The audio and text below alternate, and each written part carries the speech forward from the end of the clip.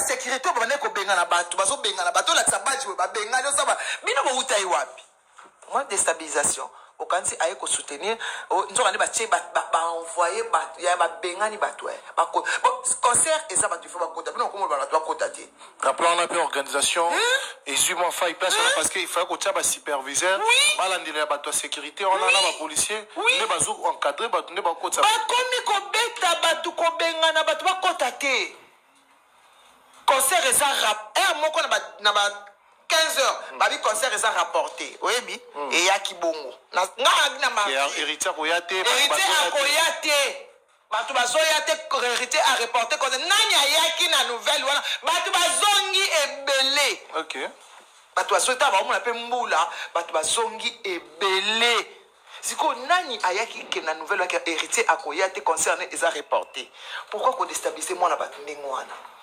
concert a héritier penza très combattu. Très combattu. Très concert à Falaise qui n'ont combattu. Mais, Goga 6 jours, il y a concert à Bengani Dala. Au moins de 12 heures à 15 heures, tu vas te zonga qui t'envoie qui monte à Bimisa. Tes concerts, t'as un dans le zonga, concert, sous-souté, on t'a rien sous-souté. Tu vas s'en abamoter. Pourquoi? Vraiment. Mais les Kamouya plein maniqué. Si Maramou Penezofanda, à l'endroit où nous avons vu sur les réseaux sociaux, l'artiste a été critiqué par ses détracteurs, par ses collègues et par certaines femmes, fans. Donc, les musiciens, c'est qui est également Koutou Yawenge, s'il faut le dire. Au peut monde y a statine bango. Tout le monde peut être détracteur naïe, c'est qui est, et puis bande rebelle, c'est qui est héritier watana beki azala kimbanga akoki kotondi sa stadité.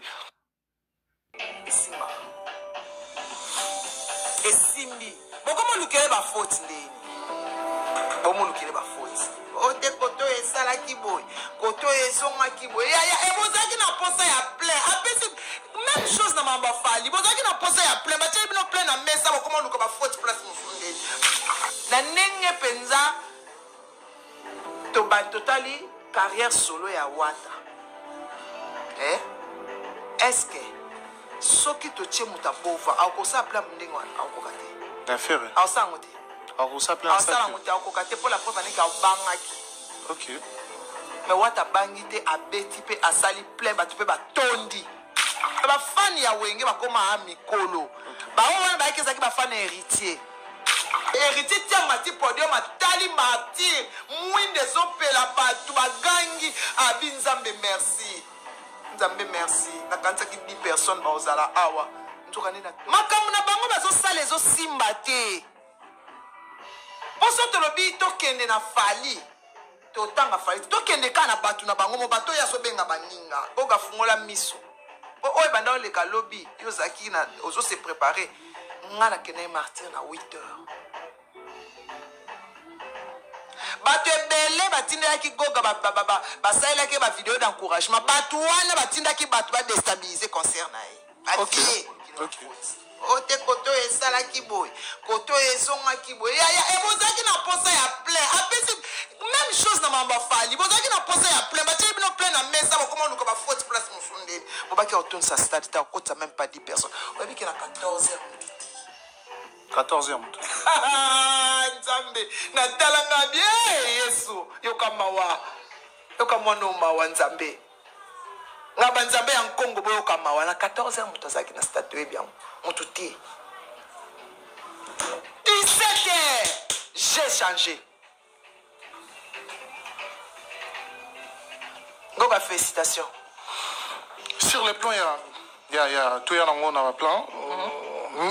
Musique parce que tous ceux qui sont en conférence artiste à Ibiso akobeta musique akoyemba na bayaya effectivement tout le monde a sali yango observation na yo na musique na sonorisation ça la spectacle na yenga sali yango alandi sentiment te alandi o te boyo te a respecter public na ye mais a sengi pe la public na et respecter pays apesa bango pe a offrir bango soirée à bien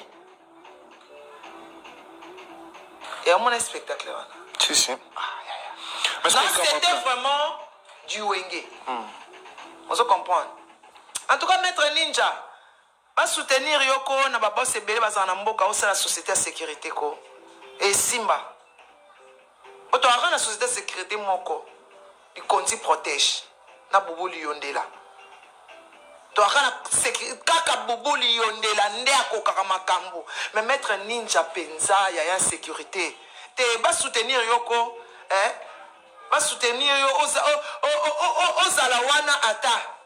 En tout cas, Maître Ninja, félicitations parce que Pito Pale et Kota qui n'a stade na manière de sécurité. Maître Ninja na batu na yeso na batu so ko benga na batu. Si ko ba groupe ba sécurité ba ne ko benga na batu, ba so benga na batu la tsabaji ba benga no saba. Bino bo utai wapi? Moi déstabilisation. Au quand si aye ko soutenir, nzoka ne ba che ba envoyer ba ya ba benga ni batu. Ba ko concert et ça ba tu faut ba kota. Bino ko mo ba la kota ti.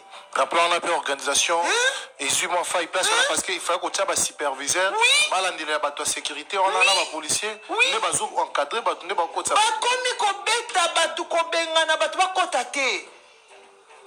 Concert et ça rapporté. 15 heures, babi concert et ça rapporté. Oui, bi. Et yaki bongo. Héritier Koyate. Héritier Koyate. Batu bazoya te hérité à reporter comme nanya yaki na nouvelle wana batu bazongi ebele. OK. Batu basoita ba mona pe mbula batu bazongi ebele. Siko nani ayaki ke na nouvelle wana hérité akoya te concerné et ça reporté. Pourquoi ko déstabiliser moi na batu ndingo wana? Concert à hérité penza très combattu. Très combattu. Très concert à fallait zaki na combattu. Mais Goga 6 jours, il y a concert, au moins de 12 heures à 15 heures, tu peux aller zonga qui t'a qui moto à te concert ça, t'as un dollar, bon zonga, concert ça sous-souté, ouais, t'as rien sous-souté, tu vas ça dans monter. Pourquoi? Vraiment. Mais les Kamou, il y a plein de qui est placé. Si Maramou Penezo Ofanda, alors nous avons vu sur les réseaux sociaux, l'artiste a été critiqué par ses détracteurs, par ses collègues et par certaines femmes, fans.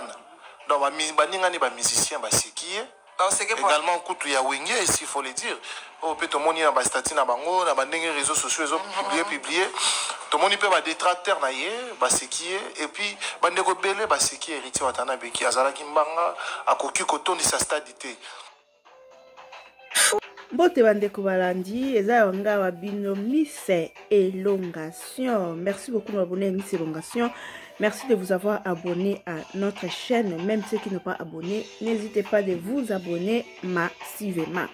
Tandenge na lobaka mingi nga pena na la penza côté ba makambo te na koko ya ko loba makambo na yebi yango penza te parce que nga zalaka penza basé na musique profane te mais eza wa biso mwana mboka héritier Watanabe oyo pe a mekaki ko porter un plus na musique na biso ya Congo, pourquoi pas te ya ko féliciter ya ko bwakela ye ba éloge wana to uti kolanda ezali témoignage ya maman na biso Manique de John, la maman de Prince Babia oyo pe autaki koleka concours na ye ko sala concours talent na ye na Vodacom oyo admaki 4e position. Voilà, toyoki biso surtout maman biso Manique de John ndenge apesi témoignage concernant concert ya frère na biso héritier Watanabe. En tout cas,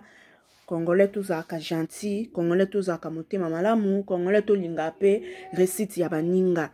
Oye touchinga pena na témoignage ya Manique pourquoi batu baye concert bozo benga na bango. Batu baye concert héritier azala ou azala te bokoti sa batu bavanda na kati ya stade bazela concert e banda. Mais bino mutu artiste nano yete bino bobandi da ko benga na batu. Bopesi déjà impression moko boye ya concert ezate héritier Koyate.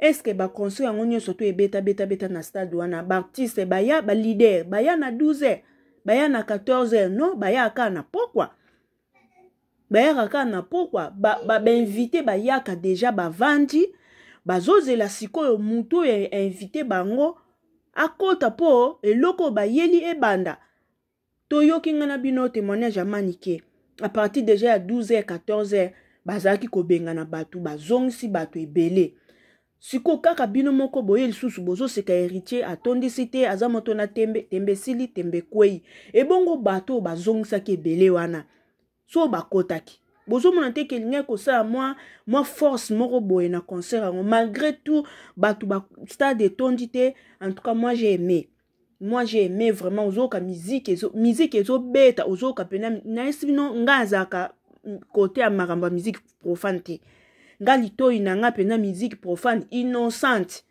mais eza événement oyo ezosalama na kati ya mboka na biso étant que congolaise pourquoi pas te to mettre pe la main dans la pâte pona ko soutenir ka culture ya mboka na biso ozoka pena musique instrument ezobeta ozoka pena ke artiste azoyemba mungongo ya artiste yango wana ezobima azoyemba tozala na bolingo bandeko nyonso kaka mpona lokumu ya Congo nyonso mpona lokumu ya Congo puis oyo mosusu na koobakisa ke stade etonda te ce qui est important na palmarès ya bamusicien oyo babetaki na stade héritier mpaka na kati pian et puis c'est tout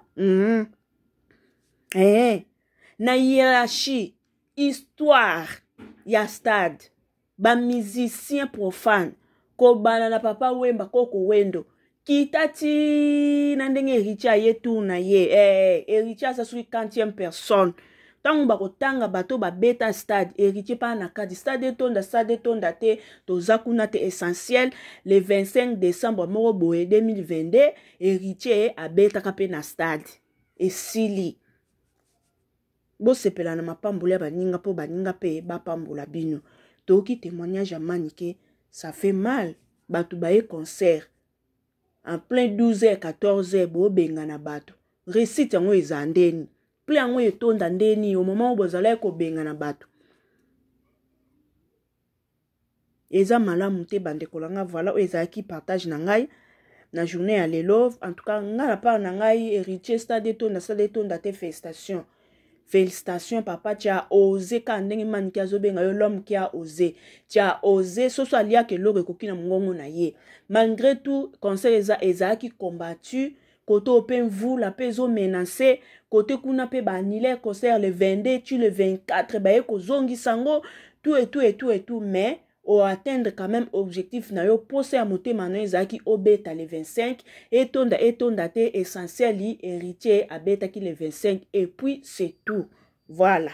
Na bande kono surtout o nan bo s'abonner na kata chaîne na biso te bisika na so bokozi la vidéo na biso bo hésiter de pour na ko s'abonner biso atoza quand même so parti prité biso to ça la part des choses toza ka parti prité fali abeta to ye to pesi fali félicitation héritier beta to ye to pesi héritier félicitation kingani o pa ko ya akobeta tokoya peka kopesa félicitation parce que biso tozaka mutu nyonso so sali malamu to yeto betelo maboko to peso be éloge so po sali mabeto ya peka to kopeso ba conseil parce ozonga ka mutu po oza na bonne voie esili tozaka te ke o mutu akingani awe ezali chaîne ya batu nyonso tu awa toyaka kolomaka ya batu nyonso tu. Voilà bande ko sika no subozu la vidéo na biso bo hésiter te ya ko s'abonner vraiment félicitations na manike pour manike lobane ka vérité. Merci na manike parce que malgré quand même soki mutasali bolam manike ya ko loba bolam toki témoignage ya manike ndenge apesi témoignage na ye concernant concert ya héritier Watanabe. N'hésitez pas de vous abonner na chaîne na biso. On se revoit à la prochaine numéro. Soki toki sous témoignage ya batu misusu o pe balobi implice même ba erreur o ba moni na concert héritier ba pesi témoignage pour na artiste na biso aye ba ko perfectionner lisusu po musala eke malamu tokozanga te ya koyela bino susu ba témoignage ya ba ndeko mosusu. On se revoit à la prochaine numéro. Bisous, bye.